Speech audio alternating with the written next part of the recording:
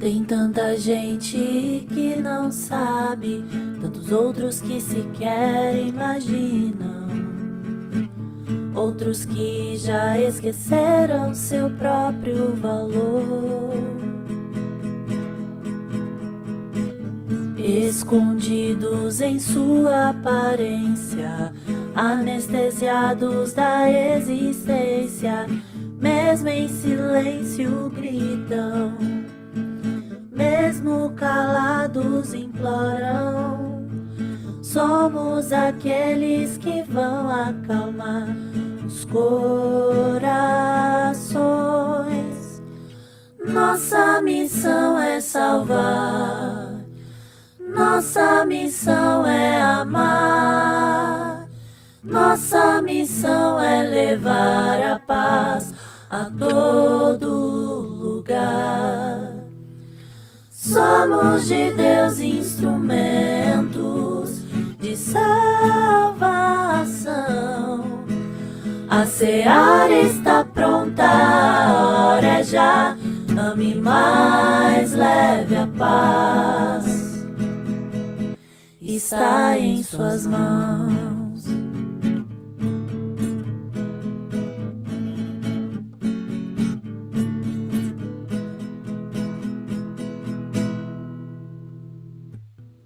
Tem tanta gente que não sabe, tantos outros que sequer imaginam, outros que já esqueceram seu próprio valor. Escondidos em sua aparência, anestesiados da existência, mesmo em silêncio gritam, mesmo calados imploram. Somos aqueles que vão acalmar os corações. Nossa missão é salvar, nossa missão é amar, nossa missão é levar a paz a todo lugar. Somos de Deus instrumentos de salvação. A seara está pronta, a hora é já. Ame mais, leve a paz. Está em suas mãos.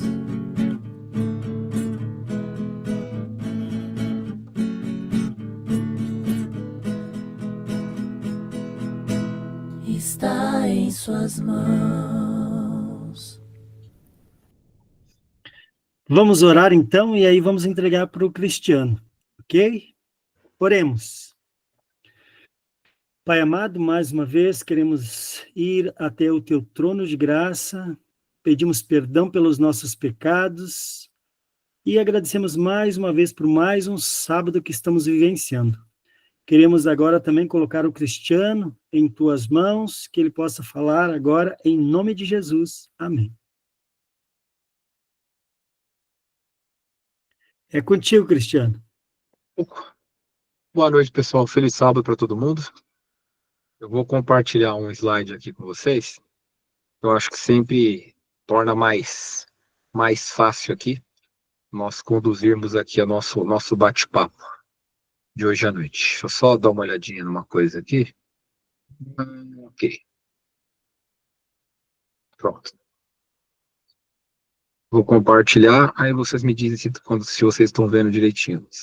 Eu não estou achando... Ah, achei. O botãozinho para compartilhar está aqui, tela inteira, pronto.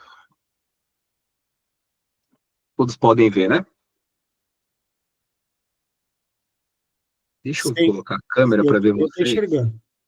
Maravilha, eu quero colocar a câmera aqui para ver vocês. Deixa eu ver como é que eu faço. Pronto, agora eu consigo ver mais gente aqui. Muito bem, pessoal. O tema que eu escolhi, o título, foi por causa de uma constatação com base na nossa própria experiência, né? Eu tenho conversado muito na minha igreja e refletido sobre, às vezes, um contexto que os irmãos deviam ser mais unidos e o que a gente às vezes vê é desunião, né? E às vezes a gente vai descobrindo depois do porquê que o irmão gosta do outro, não gosta do outro, às vezes o motivo é tão superficial e a gente fica nessa dúvida, né? Ué, por que que dentro da própria casa de Deus que a gente deveria amar gratuitamente, a gente acaba não demonstrando amor, mas a gente, qualquer motivo já é motivo para a gente deixar de gostar do irmão, para a gente não ter uma relação próxima. Então, eu queria chamar a atenção com esse verso que a gente coloca logo de cara, que Deus nos amou primeiro. Nós o amamos porque ele nos amou primeiro. Então, ele não colocou condição nenhuma para nos amar. E essa é uma reflexão que eu queria colocar para os irmãos refletirem, né? E às vezes a gente, dentro da igreja, eu sempre falo brincando, eu falo, poxa, se para eu não ir com a cara de alguém, alguém tem que ter feito alguma coisa para mim, né? Eu tenho que entrar gostando, né? Depois eu descubro, né? Porque não é um mandamento amar o próximo como a nós mesmos. Então é meio complicado a gente, dentro da própria casa de Deus, ter motivo, assim, não tendo motivo, não ir com a cara das pessoas. Mas o pior é que isso acontece. Tem gente que a gente não vai com a cara. Isso acontece. Então é um fenômeno que eu queria colocar para os irmãos, chamar a atenção o que está por trás desse amor, o que está por trás desse ódio gratuito, digamos assim, né? Porque não deixa de ser um ódio, né? E falando de amor, eu queria compartilhar com os irmãos esse trecho da carta de Coríntios, né? 1 Coríntios 13, que ele é muito conhecido de todo mundo, e eu queria ler com os irmãos, né? O amor é sofredor, é benigno, o amor não é invejoso, o amor não trata com leviandade, não se ensoberbece, não se porta com indecência, não busca seu próprio interesse, não se irrita, não suspeita mal, não folga com a injustiça, mas folga com a verdade. Tudo sofre, tudo crê, tudo espera, tudo suporta. O amor nunca falha, mas havendo profecias, serão aniquiladas, havendo línguas, cessarão, havendo conhecimento, desaparecerá. E aí eu peguei esses versos e eu achei, puxa, a palavra de Deus está definindo o amor. E é interessante, porque eu fui buscar o original em outros idiomas para comparar outras traduções, e eu me deparei com com uma busca verso a verso, palavra por palavra do que estaria escrito em hebraico. Não, hebraico não, perdão, em grego, né, que é o original da Bíblia dessa carta. E aí aparece aqui que o amor é longânimo, né? O amor é bondoso, não inveja, não se exibe, não se infla. Quando a gente pega o verso 5, ele não se comporta de maneira inconveniente, não busca as coisas próprias, né? Ou seja, não busca o seu próprio interesse, não se irrita. E a palavra utilizada é como se fosse não contabiliza, no sentido de não conta, não fica contando o mal, não fica guardando o rancor do outro. Se a gente pudesse colocar de uma forma bem mais elegante, digamos assim. Não se alegra sobre a injustiça, alegra-se junto, porém, com a verdade. Então tem muito a ver com com a alegria mesmo. Os dois verbos é alegrar-se. E aí a gente vê, tudo apoia, então apoia o outro, né? Tudo crê, tudo espera e tudo suporta, no sentido de suportar, de, de tolerar o mal que o outro às vezes faz pra gente. Então o amor ele é desse tamanho. E o amor nunca cai, mas sejam profecias, serão anuladas, as línguas cessarão, o conhecimento será anulado também. Tudo vai deixar de existir. O amor não vai deixar de existir. E quando a gente pega a própria palavra de Deus, a gente percebe que João fala que Deus é amor, né? Então, quando a gente ama, a gente está conectado. Para amar, a gente tem que estar conectado com Deus, porque Ele é a fonte do amor. Nós não amamos porque Ele nos amou primeiro. Então, esse é um ponto que eu queria chamar a atenção dos irmãos. E eu queria deixar primeiro uma reflexão. Né? A primeira reflexão que eu queria fazer a pergunta, eu queria ouvi-los, eu não vou falar, eu quero ouvi-los um pouco, e depois a gente pode comentar. Se Deus nos amou de maneira gratuita, de modo incondicional, por que a gente impõe tanta condição para amar? Queria ouvi-los um pouquinho nesse sentido. Eu até vou te parar de projetar a tela aqui, para poder ver vocês e a gente conversar melhor. Então, vamos lá. Se Deus nos amou de forma incondicional, pare e pensa, quem que você ama incondicionalmente? Eu identifico algumas pessoas. Mas por que a gente busca condições para amar o próximo? Vamos parar a pensar. Por que a gente põe tanta condição? Vocês concordam com essa frase? Faz sentido? E como que vocês pensam a respeito disso?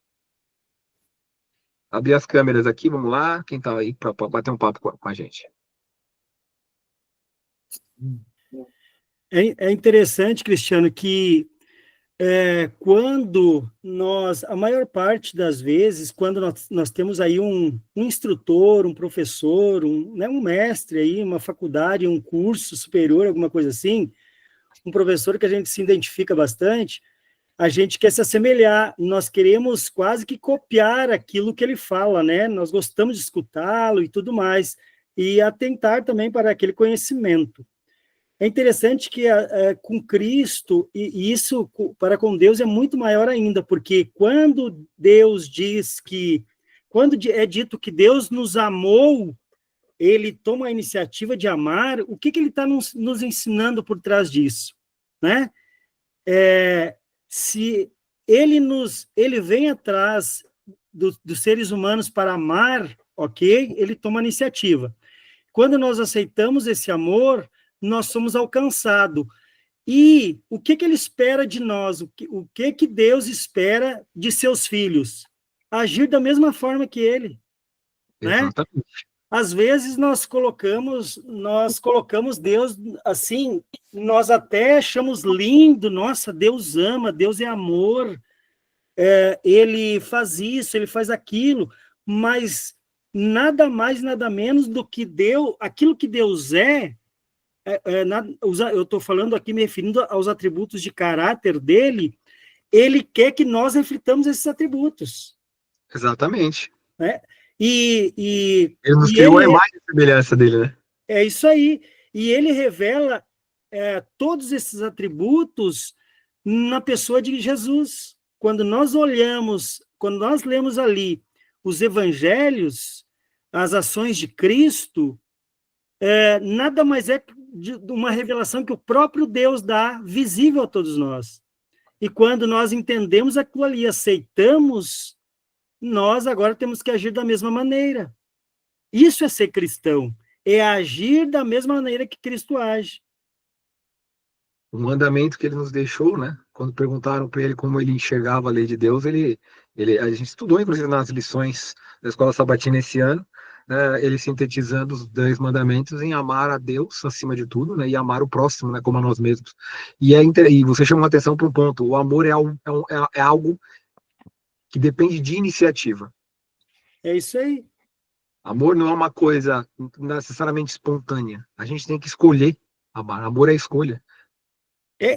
Amor é um princípio, né? Não é um sentimento, simplesmente, é um princípio. E quando é dito que Deus, ele é amor, né? A própria natureza de Deus é amor, e quando nós estamos conectados nele, nós vamos fazer parte, nós vamos ter esse amor também.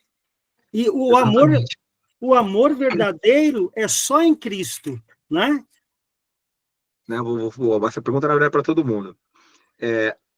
A gente já se deu conta, você já se deu conta de que algumas pessoas da nossa vida, vamos pensar nas pessoas mais próximas, aquelas que a gente sabe que ama, pai, mãe, irmão, filho, filha, né? Neta, sobrinho e assim por diante, né?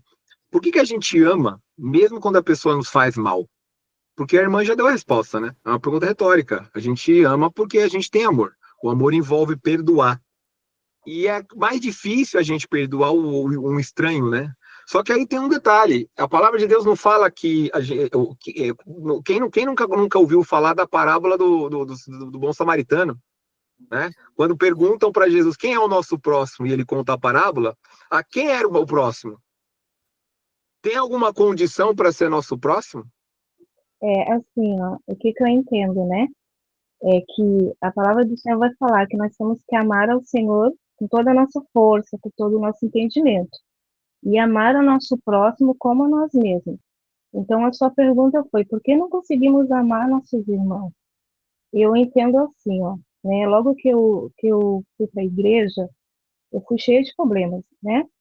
E tive que passar por um processo de cura, de libertação, para entender esse amor, porque o amor, ele é uma decisão. Eu entendo assim, que o amor, ele não pode ser um sentimento, né? Ele é uma decisão. Então, quando eu decido amar, eu decido buscar a mudança, a transformação, a libertação, a cura. É uma decisão que eu tomei. Então, é um caminho eu devo, né, prosseguir, né? Porque o amor do Senhor, ele vai me constranger, ele vai mostrar coisas em mim que eu preciso mudar para que eu consiga amar verdadeiramente o meu irmão. Porque às vezes é muito fácil a gente orar assim, Senhor, eu amo, mas eu não vejo, né? Eu não vejo o Senhor, né? Mas eu digo, eu amo o Senhor, mas eu não consigo amar meu irmão, eu estou mentindo para mim mesma, estou Verdade, me mano. enganando a mim Como, mesma. como é que a gente vai orar o Pai Nosso e pedir para o Senhor perdoar as nossas dívidas, como nós perdoamos os nossos devedores, se a gente, qualquer pequena ofensa é motivo para a gente deixar de amar, de alguma forma, né? É, é. Então, eu acho que é muito importante, é um cuidado, né, que nós temos que ter e uma decisão. Acho que o primeiro passo é uma decisão que nós temos que ter na nossa vida. Eu decido amar verdadeiramente o meu Senhor, como eu estou falando, que não pode ser só apenas em palavras, mas com ação, e amar aquele meu irmão que está na igreja. Porque eu tenho que me Exatamente, lembrar como eu cheguei, né? Eu fui abraçada, eu fui acolhida. Por que eu não vou acolher ele também? Então, é ter a exatamente. empatia, olhar para o outro com empatia. Eu vi minha tia entrando aqui, e uma das coisas que eu aprendi com ela, sempre, até pela forma como ela enxerga o mundo, é o como o amor ele gera, ele precisa realmente gerar ação, né? Gerar caridade, gerar alguma ação da nossa parte. Porque se a gente, porque a gente não tem que conhecer o outro pelos frutos, não é assim que o Senhor nos orientou para discernir, inclusive, quem realmente serve a Deus, quem não serve a Deus. A própria palavra, a parábola do bom samaritano, quando traz a reflexão, quem é que acabou servindo a Deus ali? O samaritano.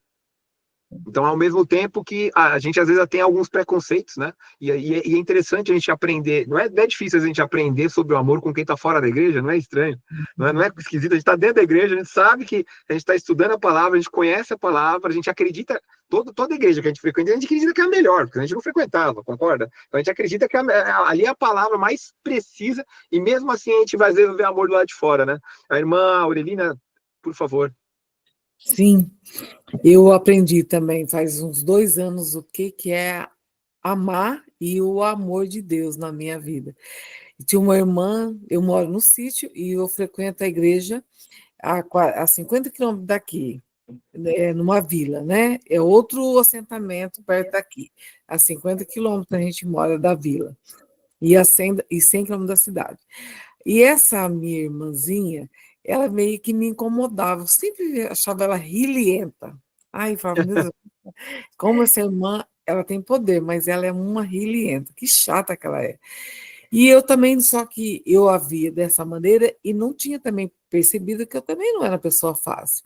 E um dia à noite, um sábado à noite, eu estava no mercado lá em Nova Andradina, na cidade.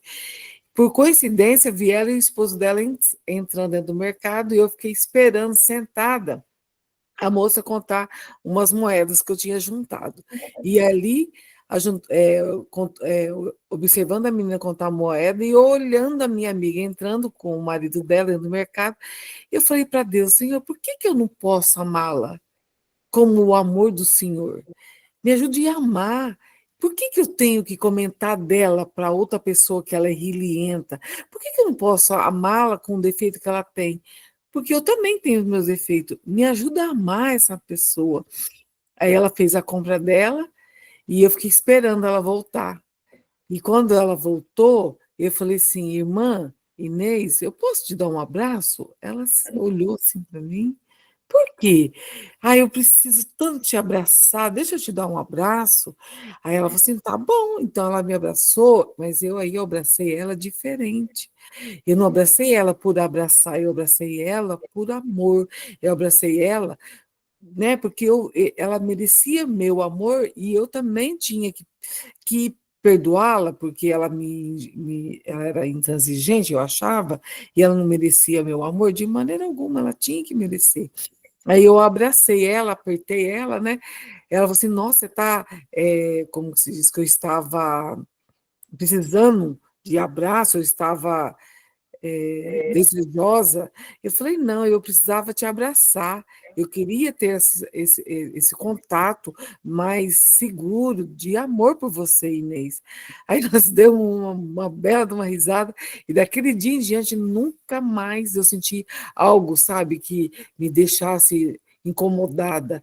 Então, eu achei que o amor de Deus na minha vida por ela constrangeu. E isso eu venho trazendo para a minha vida, num todo, sabe? Porque quando você começa a aprender, você começa a aprender a amar e aceitar o amor de Deus, sentir perdoada, aí as coisas começam a ter significado, né, na vida. E isso vem dando muito significado na minha família e na minha vida, porque meus filhos observou isso em mim. Bom, E agora com esse curso com a professora Andréia, e eu vi o quanto que todos nós somos tão frágeis, tão doentes e tão carentes desse amor. muito legal, né, irmã? É. E eu queria falar um pouco sobre isso, né? A gente vai entrar aqui nessa parte mais da até psicológica, e eu fiz questão de colocar os versos aqui de novo para compartilhar com os irmãos e chamar a atenção para o fato de que quando a gente lê que o amor ele é bondoso, ele não sente inveja, não exibe, não se infla, né? A palavra que a gente traduz é orgulho, né? O não se inflar, não ter orgulho. E às vezes a gente não percebe que a gente não está amando do jeito certo. Tem um jeito certo de amar. Tá escrito aí na tela o jeito certo de amar. Né? Em 1 Coríntios 13 está explicando direitinho como é que ama. Porque até isso a gente tem que aprender com Jesus. A gente não sabe fazer direito. É A nossa bondoso, natureza caída, não se exibe, não se não é? inflama.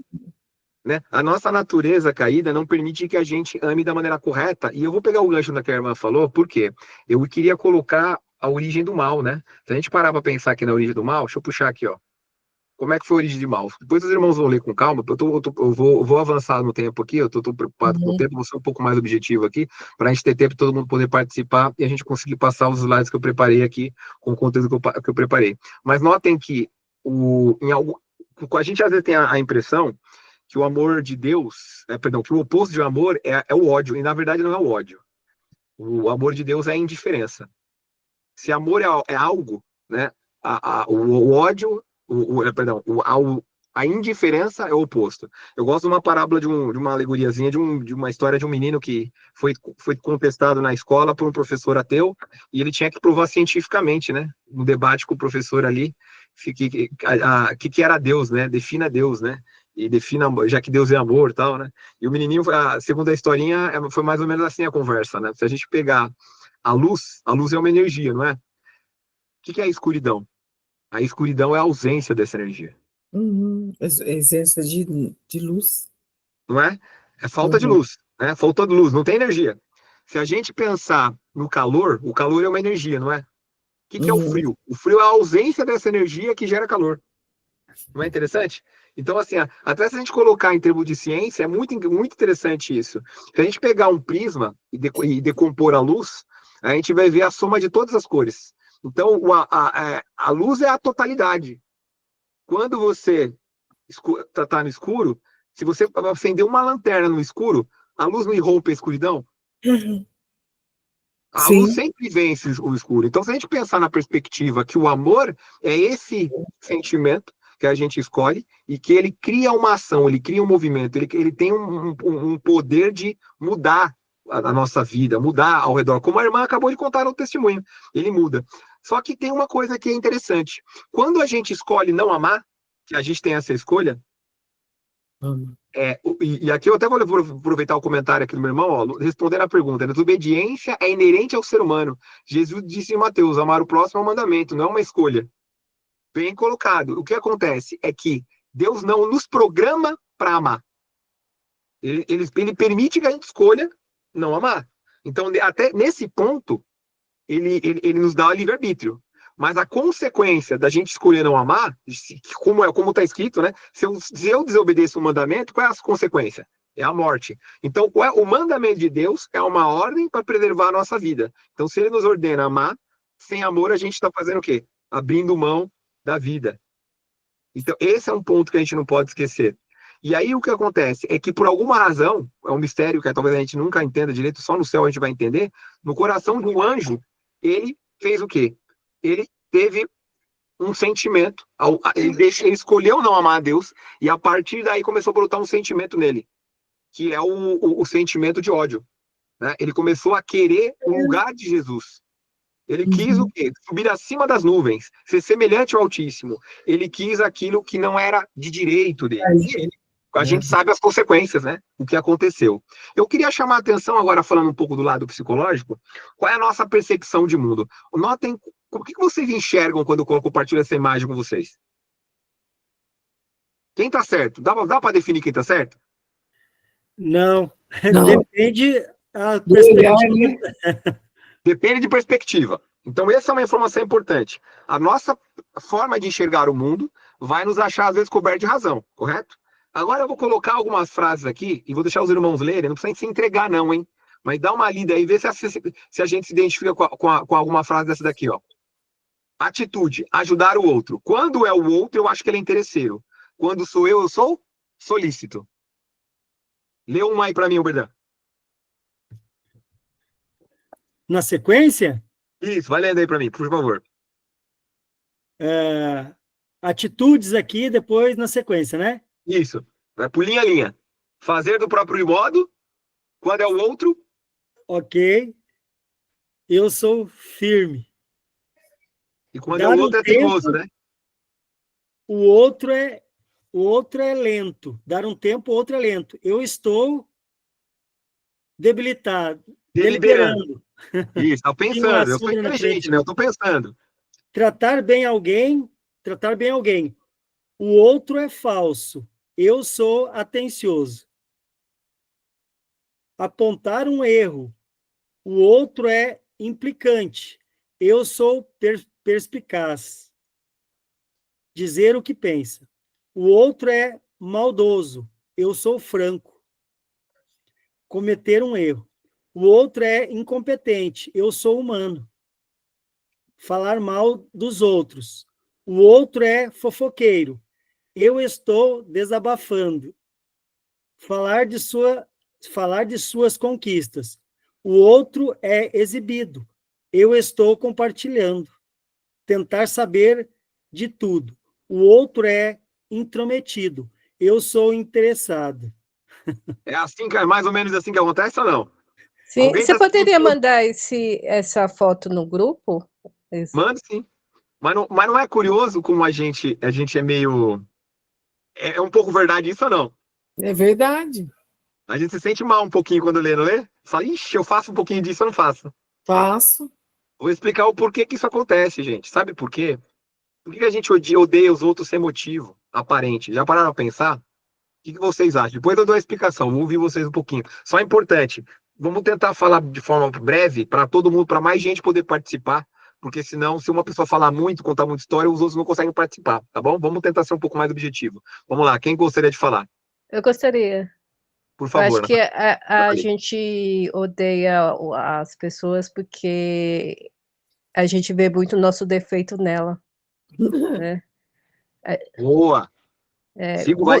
Muitos julgamentos, né, que a gente faz da outra pessoa é baseado no nosso próprio caráter. É isso aí. Quando a gente fala de alguém, a gente está falando mais da gente do que da outra pessoa. Exatamente. Quem mais? As aulas estão fazendo bem pra gente, né? Vamos falar a verdade. Continua aí. Quem mais quer falar? Ó, a Nathalie foi super rápida para dar tempo de todo mundo falar um pouquinho. Boa noite. Boa noite, Paulo. Eu acredito que quando nós falamos das outras pessoas, além de nos tornarmos uma pessoa egocêntrica, nós deixamos de representar o fruto do Espírito Santo, né? Que a gente sabe que é o amor, a alegria, a paz, a paciência, né? A bondade, a mansidão e o domínio próprio. E aí é o ponto principal. Eu deixo de ter esse domínio próprio, eu deixo de olhar para Cristo, né? Quando eu deixo de ter o domínio próprio, é porque eu não estou em conexão com os céus. Então, a minha vitória, a minha derrota, vai depender das minhas decisões, né? O apelo de Paulo para nós, em 2 Coríntios 6:2, ele diz que o tempo sobre modo oportuno da salvação é agora. Exato. Não é amanhã, né, a próxima semana, é agora. E a nossa vida é constituída de decisões que eu vou tomar para o bem ou para o mal. Essa é a minha opinião. Maravilha, irmão. E quando você traz, a gente odeia o outro, então, sem motivo aparente, e a irmã Nathalie já trouxe, você já trouxe uma questão. Às vezes a gente não olha para, a gente tem que olhar para Cristo, a gente olhar para a pessoa, a gente vê muito defeito. A irmã Nathalie falou, chamou a atenção que às vezes o que incomoda o outro tem a ver mais com a gente do que quem é o outro. Mais alguma observação? Eu queria já aproveitar aqui e colocar um outro trecho aqui para vocês. Falar um pouco sobre personalidade, mas vamos lá. Tudo bem até aqui? Mais alguma observação?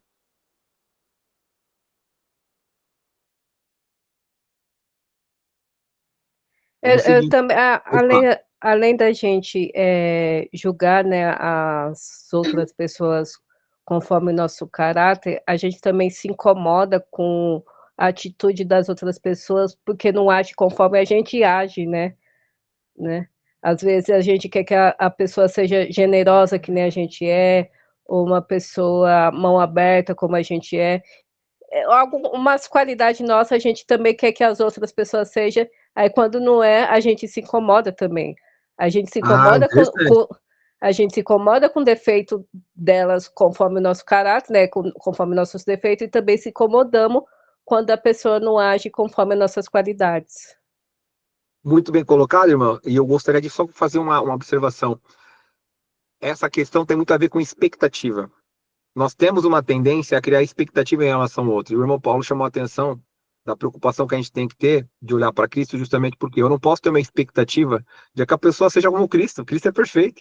Se eu olho para o outro, e aqui está aqui, ó, o seu próprio texto, né, Nathalie? Você trouxe aqui a questão das imperfeições. Se eu olhar para o outro e eu não perceber que ele vai falhar comigo, vai ser complicado, se eu criar uma expectativa muito alta. E é curioso como a gente tem uma expectativa, quanto mais a gente se aproxima, mais gosta da pessoa, maior é a expectativa. Então, olha que curioso, é paradoxal. Quanto mais eu gosto de alguém, maior é a minha expectativa em relação ao comportamento desse alguém para conosco. Então, quanto mais eu gosto, ao mesmo tempo é mais difícil eu gostar. Não é maluco isso? Não é estranho? Eu vou contar uma coisa para vocês, irmãos, sobre personalidade. Tem um cientista chamado Gary Marcus que ele fala que 50% da nossa personalidade a gente nasce com ela e aos outros 50% a gente vai desenvolvendo ali até a fase adulta e pouca coisa a gente vai conseguir mudar ao longo do tempo. E personalidade determina um pouco como a gente enxerga o mundo, como a gente já falou.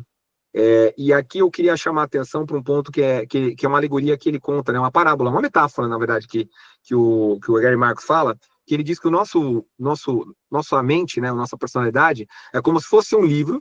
Esse livro vai sendo escrito antes da gente nascer. A gente, inclusive, a epigenética já explica que a gente herda alguns traços de personalidade de antepassado. E quando a gente percebe, por alguma razão, né, a gente nasce, a gente pode acionar esses comportamentos herdados ou não, de acordo com as nossas experiências, e essas experiências vão nos dando feedback em relação àquilo que o nosso cérebro reconhece como positivo e como negativo. Então, a gente vai tentando moldar nosso comportamento. Então, imagina uma criança que ela é falante, aí ela nasce no lar que as pessoas não têm muita paciência para ouvi-la falar. E toda vez que ela fala, as pessoas mandam ela ficar quieta. Aí essa criança vai tentar falar na escola. Aí toda vez que ela fala, alguém ridiculariza o que ela falou. Essa criança vai se fechando. Ela vai desenvolvendo uma característica mais tímida. Ela fica insegura para colocar, a expressar a personalidade dela. E Deus é criativo, nós somos diferentes. Nós não somos todos iguais. A gente percebe, até no relato bíblico, quantos líderes Deus levantou e como eles eram diferentes em termos de personalidade. E mesmo assim, Deus trabalhava com eles. E a gente, às vezes, fica criando essas expectativas porque a gente espera que o outro ache de fato como a gente agiria. E a gente interpreta o comportamento do outro a partir da nossa régua. Então, nossa percepção e sentimento em relação aos outros realmente está moldado pelo nosso mundo psíquico interno, muitas vezes inconsciente. Então, tem uma coisa que a gente tem que estar muito atento. É que aquilo que quanto mais eu trabalhar meu autoconhecimento, menos eu vou cair na armadilha de odiar o outro e mais fácil vai ser eu amar e perdoar o outro. Porque eu paro de colocar a minha expectativa nas costas do outro. Um exemplo que eu vou compartilhar, uma vez eu tive a oportunidade de ser orador de um casamento, né? Na verdade, foram por 3 vezes me convidaram para ser orador de casamento. E eu me lembro que uma das vezes eu chamei a atenção para o fato de que um casal, quem faz a felicidade, não é eu casar com a pretensão de fazer o outro feliz, é muita arrogância. E ao mesmo tempo que eu casar esperando que o outro me faça feliz, é muita infantilidade, porque eu estou jogando um peso enorme nas costas da outra pessoa. ter uma vida feliz, buscar ter ser feliz é uma escolha individual. Nós devemos buscar, assim como a busca pelo céu é individual. A gente tem que buscar fazer o nosso melhor, nos esforçarmos da melhor maneira possível. Isso não quer dizer que a gente não pode se esforçar para contribuir com a felicidade do nosso cônjuge.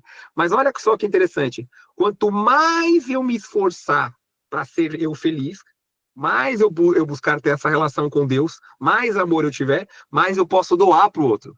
Então, a primeira relação que a gente tem que ter no casamento é com Deus. Um casamento sem Deus é complicado. Quantas vezes o meu irmão, a gente troca conversa sobre casamento, e ele me apresentou textos bíblicos, a gente discutiu sobre a presença de Jesus no nosso lar, no nosso casamento. Ele tem que estar acima de tudo. Quem quer comentar? Queria só fazer mais uma colocação, se você permite. Claro. Um grande empresário executivo, ele viu que a empresa dele não ia muito bem. Então, ele ordenou, olha, amanhã de manhã, quando vocês chegarem, vocês vão lá no salão e eu quero que vocês olhem para o caixão e vejam quem está ali. Todo mundo imaginava, quem será que morreu, meu Deus? Quem será que morreu? E, na verdade, tinha uma tampa lá de vidro que tinha um espelho dentro. Então, cada um que passava via só a imagem. Então, cada um começou a tomar a convicção que a empresa não estava crescendo porque ele próprio estava faltando crescer. E o que ele quer dizer com isso? Que você nunca deve minimizar as pessoas, né? Mesmo aquelas que te decepcionam. Porque por trás de cada problema, né, sempre existe algo que a gente aprontou. E ninguém te machuca de graça, né? Ninguém te calunia, ninguém te exclui, se primeiramente não se sentir excluído, né? Então, ele mostra que o individualismo, o egocentrismo, né, prejudica muito a pessoa. E aí ele vai finalizar mostrando que sob o fenômeno da mente humana, em relação aos problemas cotidianos, tudo tem a ver por falta de uma comunhão com Deus. Porque lá em Hebreus 8, 8, 10, ele diz, imprimirei minhas leis no teu entendimento, no coração as escreverei. Eu serei por seu Deus, ele será por meu povo. Aí a pergunta é, quem tem sido o Deus de nossa vida? Dinheiro, o ouro, o status, o poder, o sonho ou Cristo? Né? E aí Paulo responde para nós, todas as coisas, todas, eu posso diante daquele que me fortalece. Né? Então Deus quer sempre o melhor para nós, cristianos. E nós queremos o melhor para ele? Como é que nós se comportamos? E eu finalizo diante da colocação de Paulo interessante, que eu já falei aqui, 2 Coríntios 6:2, que o tempo da nossa salvação é agora. Exatamente. Os nossos projetos têm que ser agora, colocando Cristo à frente, tá? Porque pode vir as jorradas de água que for, mas ele segurando minha mão, a sua mão, você não afunda. Né? E esse tem que ser o nosso sonho, crescer em prol dele. E aí nós vamos ser vitoriosos, né? Obrigado.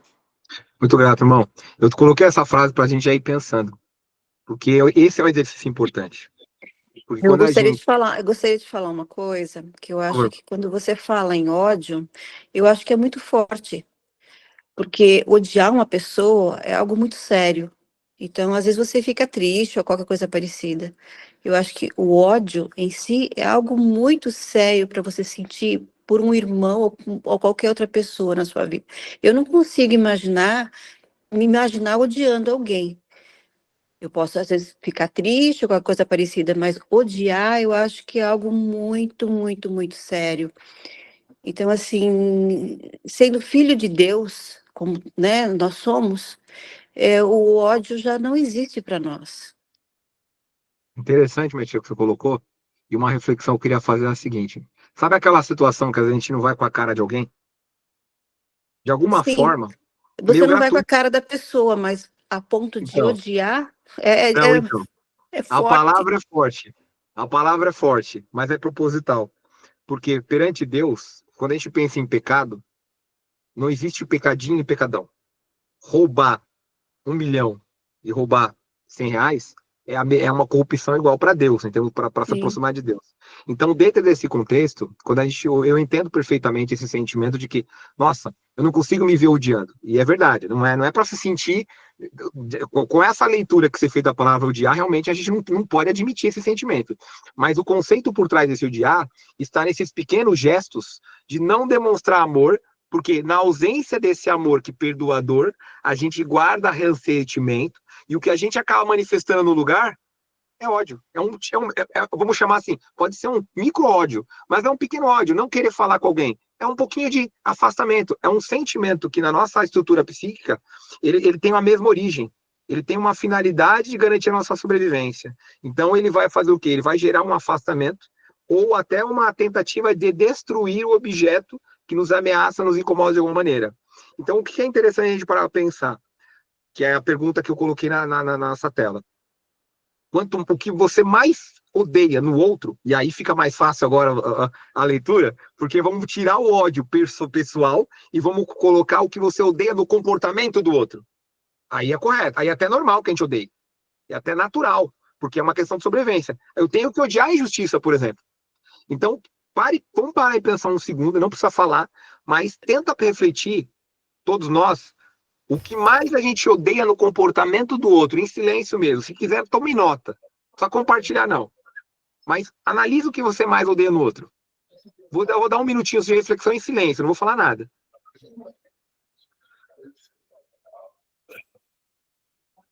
E depois a gente comenta, tá? Quem quiser comentar, pode comentar. Inclusive você, tá, minha tia, que eu falei e não te devolvi a palavra, mas depois se você quiser trazer o seu ponto de vista, depois da minha explanação, fica à vontade também. Então, em relação a isso, eu acho que cabe dizer, sabe, o que Jesus disse. Eu amo o pecador, mas odeio o pecado.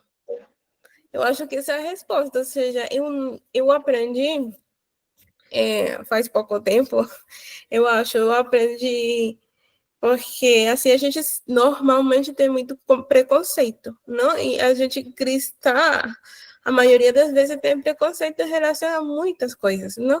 Ah, fulano não faz certinho, então eu não gosto de fulano porque fulano não faz as coisas certinhas como eu acredito que deve ser feito. Então, o que acontece? Então, já eu não estou perto dele, ou já eu não estou... Eu vou me afastar porque essa pessoa não está fazendo as coisas segundo o que eu acredito. Mas eu acho que isso vai além. Não, e por isso eu trago de volta. Não? Jesus disse, eu amo o pecador, mas odeio o pecado. Então, eu preciso amar quem? Aquela pessoa. Eu não vou concordar com muitas de suas atitudes. Eu não concordo. Trago um exemplo. Eu tenho um amigo que hoje em dia ele tem práticas que eu não concordo com as práticas que ele tem, mas ele continua sendo meu amigo, sabe? Eu amo ele como eu amava ele desde antes que ele fizer o que ele faz hoje, mas ele sabe que ele não vai fazer esse tipo de prática que ele faz junto a mim, porque eu não faço isso, não faço parte disso. Eu não faço parte disso. Então, eu acho que o amor é isso, você conseguir acolher a pessoa, estar perto da pessoa, entender ele, amar ele, ainda que ele tenha coisas que você não considera bem, não? Ou que não são nem socialmente aceitas, nem aceitas por Deus, qualquer forma de aceitação que seja, mas você amar aquela pessoa que está atrás disso, porque atrás disso existe um ser humano que precisa de amor, e quem sabe, meu amor vai chegar um momento que vai ser tão grande, que vai abarcar ele, tão grande, que ele vai deixar de lado aquilo que ele faz, que sabe que está errado, que não tem que ser feito. Por quê? Porque eu demonstrei o amor e deixei de ver o amor de Deus em mim. E eu acho que esse é a minha explicação que eu acho melhor. Muito interessante, Abi, obrigado por compartilhar também. E eu queria o Bernardo levantou a mão, por favor, Bernardo, fica atento que eu vou te passar a palavra, mas o que eu queria, e quem mais, por favor, avise, tá? Se precisar falar, é só levantar a mãozinha aí, ou fala, abre o microfone e fala que quer falar, que eu passo a palavra também. Quando a gente odeia o outro, tem um fenômeno chamado projeção que a gente aprende em psicologia. Então, muitas vezes a gente atribui ao outro qualidades ou intenções que são, na verdade, nossas. Esse é um ponto importante. Então, assim, o comportamento do outro nos incomoda às vezes. Então, por quê? Porque muitas vezes a gente queria fazer o mesmo, e a gente faz um esforço danado para não fazer, e aí a gente vê o outro fazendo, a gente vira aquele fariseu, né? Olha lá, tá bebendo. No fundo, se você tá incomodado que o sujeito bebe só porque você não bebe, né? Não é assim que às vezes a gente vê irmão falando, que cuida da vida do outro, né? Fica incomodado, né? Vai olhar, apontar o dedo no outro e não tira a trave do dele, né? Vai ver o cisco no olho do outro e não tira a trave dele. É muito esse comportamento, a gente fala muito sobre isso, né? A tia é muito incomodada com a ideia de ficar julgando o outro. Né? E aí a gente fala muito sobre não julgar. E ao mesmo tempo. Eu sou muito contra o julgamento. Eu acho que você não pode julgar as pessoas, porque quem tá, sabe, Deus não julgou ninguém, ele aceitou todos como filho. Então não existe julgamento com relação a Deus, é o que eu penso, na minha humildade, na minha ignorância como um ser humano, é o que eu sinto, é o que eu penso e que eu acredito, que nós não temos direito de julgar ninguém. Mas também não somos obrigados, talvez, a conviver. Você pode, inclusive, ser contra aquilo que a pessoa faz. Então, você ama essa pessoa como seu irmão, como Deus é nosso pai, ele é nosso irmão. Então, assim, ama como irmão, mas não é obrigado a conviver. Você não vai conviver com um bandido. Você sabe que ele é um irmão, ele foi uma criança. Ele nasceu num berço errado, né? Enfim, não teve a mesma sorte, talvez, que nós, enfim. Tem vários exemplos aí. Então, assim, eu acho que para julgar é muito difícil. Você tem que estar vivendo aquilo que a pessoa viveu. Vestir as roupas, as vestimentas que essa viveu durante a vida dela, do percurso dela. Então, assim, julgar é algo muito sério. É por isso que eu sou contra o julgamento. E quando você vai a uma igreja e você vai lá para falar mal do outro, com certeza ali você já está pecando 2 vezes. É verdade. É uma opinião. E a Abi trouxe uma questão muito importante, que é o julgamento que a gente tem que fazer em relação ao comportamento, não à pessoa. Sim. O comportamento pecaminoso, a gente tem que reconhecer e identificar, até porque a própria palavra de Deus nos orienta que quando a gente vê um comportamento que está levando a pessoa à destruição, à autodestruição, devemos nos juntar, nos organizarmos para ir lá e apontar e resgatar. Ou seja, psicologicamente, o processo de julgar é algo que a gente não controla, é automático. Agora, mas aí é uma ajuda, tipo não é um julgamento errado. Não é um julgamento, é apontar um dedo sem tentar fazer uma ajuda, sem falar alguma coisa mal daquela pessoa. É diferente. Não, assim, só que o que eu estou explicando é que psicologicamente o processo de julgar é um processo que você praticamente automático. A gente não consegue tomar um copo d'água sem avaliar se aquela água está limpa ou não. O seu cérebro faz automaticamente. O que é preocupante? E aí a palavra de Deus é muito clara em discernir isso. É o que a Abi colocou. Uma coisa é eu avaliar o comportamento como leviano, incorreto, injusto, uma atitude incorreta, né? Que a gente... E detalhe, hein? Tem que tomar cuidado com esses filtros aqui, que eu coloquei aqui na tela.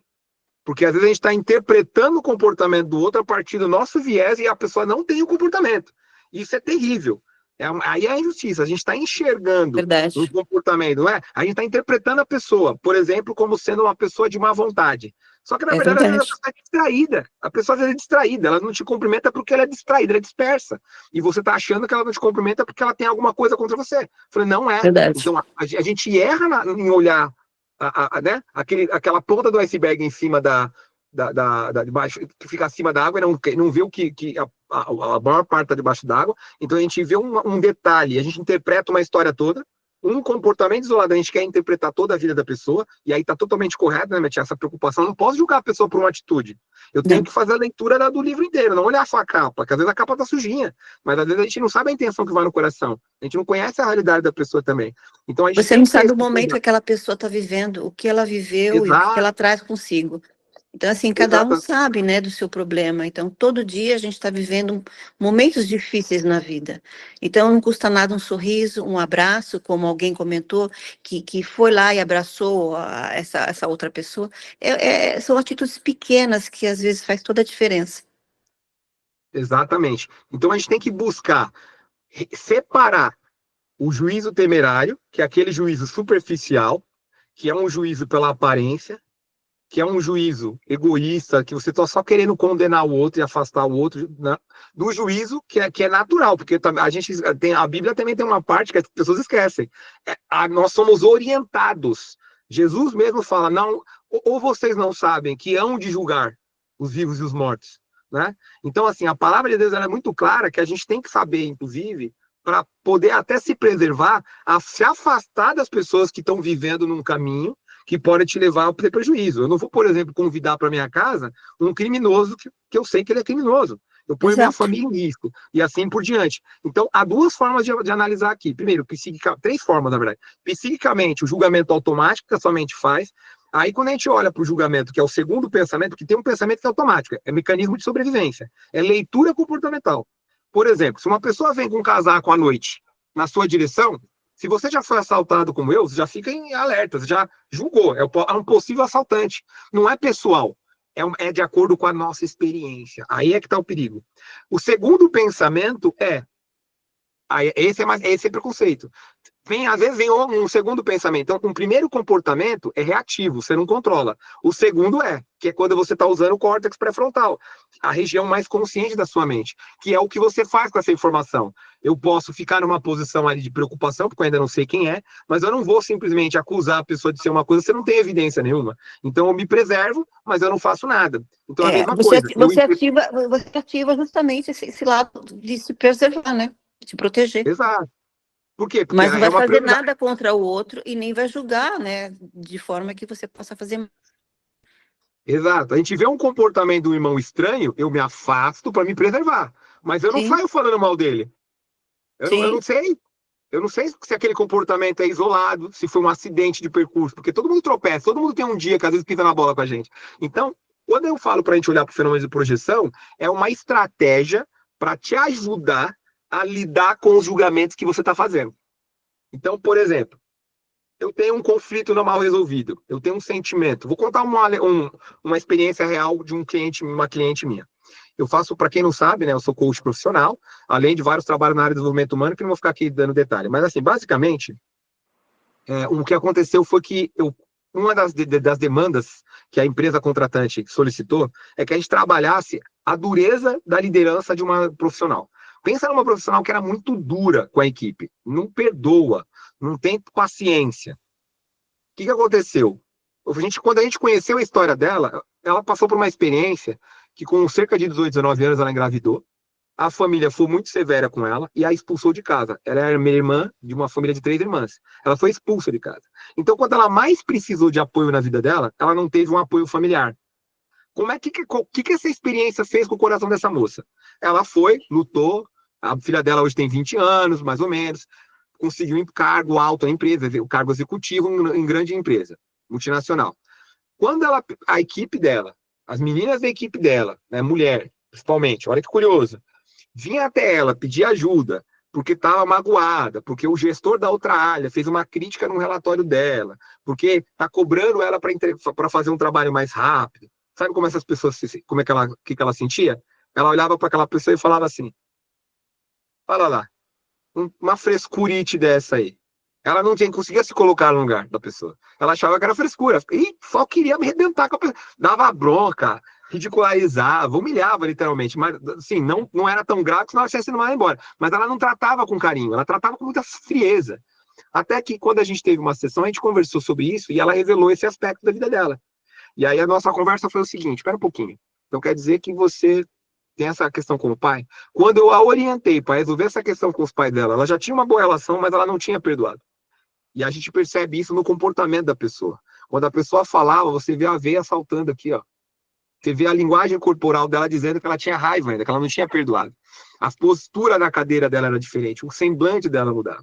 E como a gente tem alguma experiência nesse sentido, e a gente está estudando, aprende sobre comportamento, a gente lê nas entrelinhas. E aí eu falei, não, mas você não perdoou. E a gente começou a conversar sobre isso. Moral da história. Quando ela percebeu que realmente, admitiu que realmente não tinha perdoado, ela tomou uma decisão de ter uma reconciliação com os pais. Mas o que ela precisava fazer? Ela precisava compartilhar todo o sentimento que ela carregava e desabafar. Porque a única forma dela conseguir perdoar era se ela colocasse para fora aquilo que ela estava carregando. Então a gente orientou a forma correta de fazer e ela fez. E quando ela fez isso, depois ela mudou o comportamento com a equipe.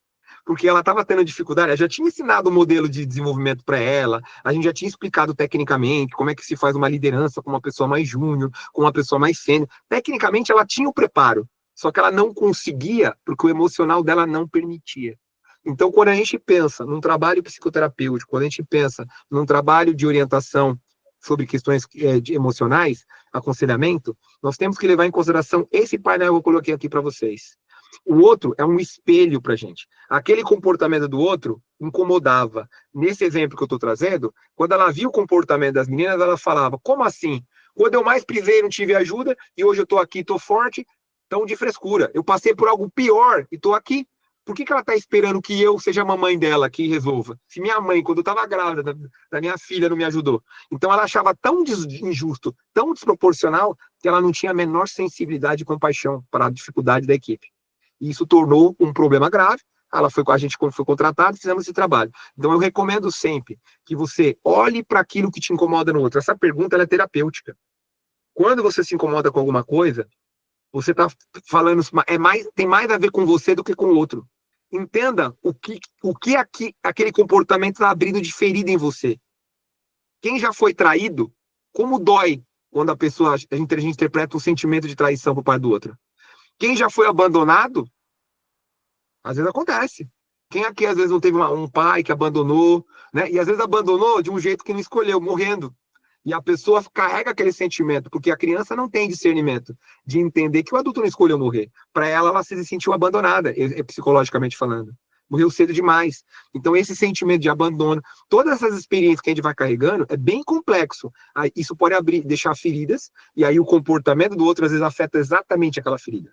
E é por isso que ele desperta na gente esse comportamento de odiar. Né? É um ódio pequenininho, mas é um ódio. É um ódio pequenininho que, se você alimentar, vira um ódio de verdade. Então, por isso que eu chamei a atenção para isso. Faz sentido? Faz sentido. Sim. Todo sentido, Cristiano. Eu só queria complementar o que você falou, né, sobre a moça lá que você deu o treinamento. É que nem um cachorro, né? É um cachorro que apanhou muito, né? Ele carrega tantos traumas que uma pessoa que vai resgatar ele, fazer um carinho para ele avança, né? Porque de tantos traumas que ele já passou e ele não confia mais em ninguém. Existe dois tipos de pessoas, né? Aquela pessoa que fica amargurada pelos traumas da vida, né? E tem as outras pessoas que sente empatia, né? Consegue sentir a dor da outra pessoa e age de outra maneira. Exato. Importantíssimo. Não é que a gente vai ser permissivo e vai permitir que o outro nos continue nos machucando. Não é isso. Mas quando a gente entende aquilo que nos desperta aquela dor, nossa, eu nunca fui compreendido. Aí a pessoa não entende, aí a gente fica nervoso, como se a pessoa fizesse de propósito. Não, às vezes a pessoa pensa de um jeito diferente, sabe? Então tem gente que tem dificuldade de lidar com quem pensa diferente. Tem gente que tem dificuldade de lidar com quem é mais duro na forma de colocar. Porque às vezes tem um trauma. Às vezes um pai que era violento na infância, um familiar foi agredido. Então cada um tem a sua história e tem um porquê, às vezes, a gente não gostar do outro. Quando a gente traz isso para a consciência, a gente se permite trabalhar esse desconforto e perdoar. Porque eu não consigo perdoar aquilo que eu não conheço, que está em mim. Se eu não sei a origem da mágoa, como é que eu vou perdoar? Se eu tenho raiva, eu não sei de onde vem essa raiva. Se eu tenho tristeza, eu não sei de onde vem essa tristeza. Então, muitas vezes, para eu liberar esse perdão, o quão necessário é eu me conectar com essa minha dor, entender a origem da minha dor, entender, inclusive, os desdobramentos dessa dor em outras situações. Aí eu consigo perdoar, eu consigo lidar melhor com essa mágoa, e liberando esse perdão, o quão mais eu vou estar próximo de Deus, porque Deus pediu que a gente perdoasse. Né? Na oração do Pai Nosso, como eu mencionei. O Bernardo, você ia falar? Bernardo, eu percebi que você tinha aberto, acho que, o microfone. Cristiano. Não, o Paulo tá falando, tá? Pode falar, Paulo. Cristiano, tranquilo, já falou tudo aí que eu ia falar um pouquinho aí, tá tudo certo. Combinado. Paulo, quer concluir? Só estou preocupado com o horário, se a gente puder ser sucinto. Por favor, Paulo, pode falar. Em 2 minutinhos eu vou passar para vocês o seguinte. Há 3 anos atrás, eu sofri um sequestro relâmpago por parte de minhas irmãs. E chegou um cara que era do Nina Rodrigues, que é um hospital psiquiátrico aqui, dizendo, seu Paulo, levanta, só tem uma consulta agora com um psicólogo. Olho para o relógio e digo, amigo, é 10 horas e 8 minutos da noite. Qual psicólogo vai estar trabalhando? Bora, rapaz, levanta, levanta, levanta. Quando me espanto, olho para o lado, tem 2 esquivadores. Me amarro, levo no carro, né? E me levo para essa clínica psiquiátrica. Eu fiquei perguntando, por que isso, meu Deus? Por quê? Em 8 horas, ou seja, 7 horas da manhã, eu sou levado para uma outra clínica, que é a psicoclínica. E 45 dias depois, vai meu garoto me resgatar. E qual é a lição da escola sabatina que sai? Sobre os crisóides da vida. As dificuldades que você passa para que Deus permita que você cresça ainda mais. As dificuldades que você passa para você se espelhar um pouco, só um pouco, em Cristo e entender o que você passa. E nessa lição, eu aprendi muita coisa. E no sábado seguinte, havia um sermão que o pastor finalizava, que eu acredito todos conhecem aqui, é uma oração do Padre Zezinho, onde ele diz, certa vez eu tive um sonho. Sonhei que estava caminhando na praia com o Senhor Jesus. Em determinado momento, ele olha para trás e vê que tem 2 pares de pegados, dele e de Cristo. Mas nos momentos mais atribulantes, assim, difícil, angustiante, ele vê só um par de pegada. Ele começa a Essa é a interrogar oração de Jesus. Cáritas. Aí ele pergunta, Senhor, por quê? Porque nos momentos que eu mais precisei de ti, Senhor, tu não estavas me carregando. Ele achava que Cristo não estava ao lado dele, porque só tinha um par de pegada. Jesus responde para ele, e hoje responde para todos nós aqui. Quando tu viste apenas um par de pegada na areia, foi aí que nos meus braços eu te carreguei. Sim. Então, a gente passa por dificuldade, mas quando a gente olha para Cristo, a gente nos tornamos vencedores. Agora, quando olho para o problema lá dentro de Paulo, que é imperfeito, eu vou afundar mais, né? Então, eu queria fazer essa colocação, porque achei muito propícia aqui com o tema que vocês estão conversando. Desculpa, é que eu falo muito, porque eu sou comportor, viu? Palestrante. Combinado, Paulo, muito grato. E eu queria, para fazer um encerramento, fazer uma pergunta para vocês, né? Que essa pergunta é bem simples. É o que mais tem motivado você? Porque eu queria chamar a atenção, porque muitos de nós somos motivados por ódio. E a gente não se dá conta até que a vida nos mostre que o que estava movendo o nosso comportamento era um sentimento que não é um sentimento bom. Quantas vezes eu me dei conta, por exemplo, que num ambiente, e por exemplo, né, eu me lembro quando eu fui estudar numa universidade, eu chegava depois do horário, né, trabalhava, estudava, aliás, minha tia tá aí, né, minha tia? Você me ajudou uma boa fase aí, pagando minha faculdade aí, quando eu precisei, e é muito engraçado, porque eu tava ali trabalhando para pagar a faculdade, então eu chegava às vezes atrasado, com aquela cara de acabada, um amigo meu falava brincando que aquele meu sapato parecia um sapato de coveiro, né? Tão velho que era, porque a situação financeira não era legal. E aí o que acontecia é que a gente recebia uma certa rejeição, ninguém queria participar da gente nos trabalhos, me convidava a participar, porque achava que ia ser peso morto. Esse cara não estuda, chega depois, sai antes, cansado, né? E a moral da história, eu era aquele cara que, por raiva, eu tinha o melhor desempenho sempre. E era para mostrar que eu era bom. Não era humilde, era bem desumilde mesmo. Então, assim, eu acabava fazendo movido por ódio. E como é melhor quando você percebe que você não precisa agir por ódio, mas você pode agir por amor, né? E aí depois mudou tudo, porque as pessoas viram que a gente tinha facilidade, começava a chamar e você virava o cara mais requisitado dos trabalhos, porque tinha facilidade da oratória para apresentar trabalho, então você acabava sendo convidado para participar dos trabalhos. Mas aí eu podia escolher, né, o grupo. Mas é aquela história, se a gente também ficasse com rancor, eu não ia participar, eu ia continuar sendo um aluno isolado naquele curso. Então, são pequenas histórias, cada um tem histórias mais marcantes, né? Eu acho que até publicamente, assim, num grupo desse, não é tão legal a gente dar tanto testemunho de umas histórias mais sensíveis, né? A gente tem que ter um cuidado nesse sentido, mas todos nós sabemos aquilo que a gente passou, aquilo que a gente às vezes tem que perdoar. E eu acho que vale sempre a pena a gente relembrar, Deus nos deu essa capacidade, de como é bom experimentar o amor de Deus. Então, o nosso cérebro tem uma capacidade de reconhecer a recompensa que os bons comportamentos nos trazem. Como é bom poder fazer uma santa ceia, aliviar o coração, né? Participar do rito da cerimônia na igreja e sair dali com a sensação da salvação. Não é gostoso? Então, assim, o que me leva a repetir o bom comportamento é essa experiência de perceber que nas boas atitudes que a gente escolhe fazer, quando a gente escolhe agir como bom samaritano, às vezes a recompensa não vai vir nesse mundo, não. Mas aquele sentimento que Deus coloca no nosso coração, de que fazer o bem é bom, nos aproxima do Senhor, né? A nossa ação solidária, todo o trabalho que a gente faz pelo outro, nossa capacidade de tentar ajudar o outro, nos faz bem, né? De que adianta o amor se ele não produz frutos? Então a gente tem que procurar escolher o que tem nos motivado.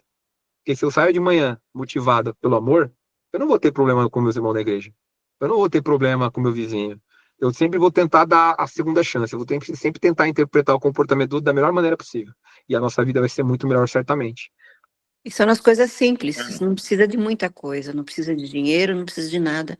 Basta num sorriso, basta num abraço, basta nos dizer você está bem, basta na vontade de querer ouvir o outro como está, entender o outro.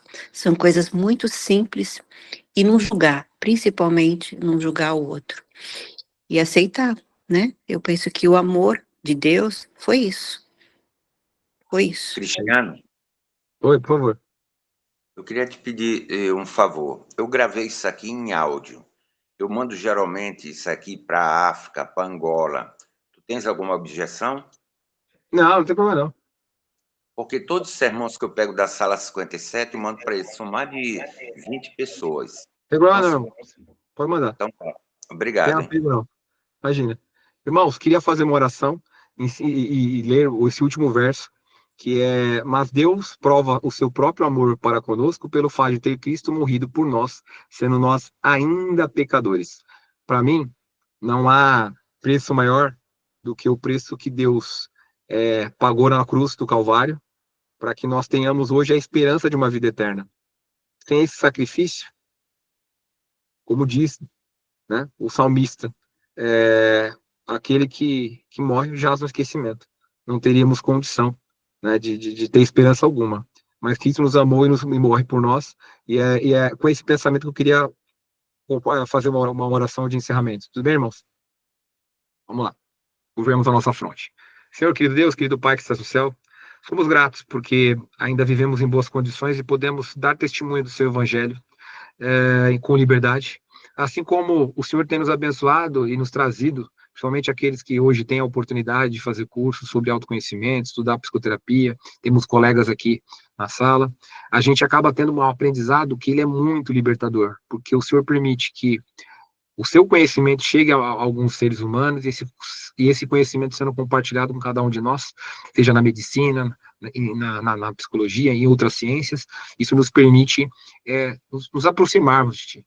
Que esse conhecimento que o Senhor aprova, que essa ciência, que o Senhor dá o carimbo, o seu selo de verdadeira, que ela nos aproxime de Ti, nos permita cada vez mais aprender sobre nós mesmos, e com esse aprendizado, também aprendemos a termos uma conduta conforme a imagem e a semelhança que o Senhor deseja em nós. Que sejamos imitadores de Cristo, e que o Senhor esteja conosco, nos orientando por intermédio do seu Espírito Santo, é o que pedimos em nome de Jesus. Amém.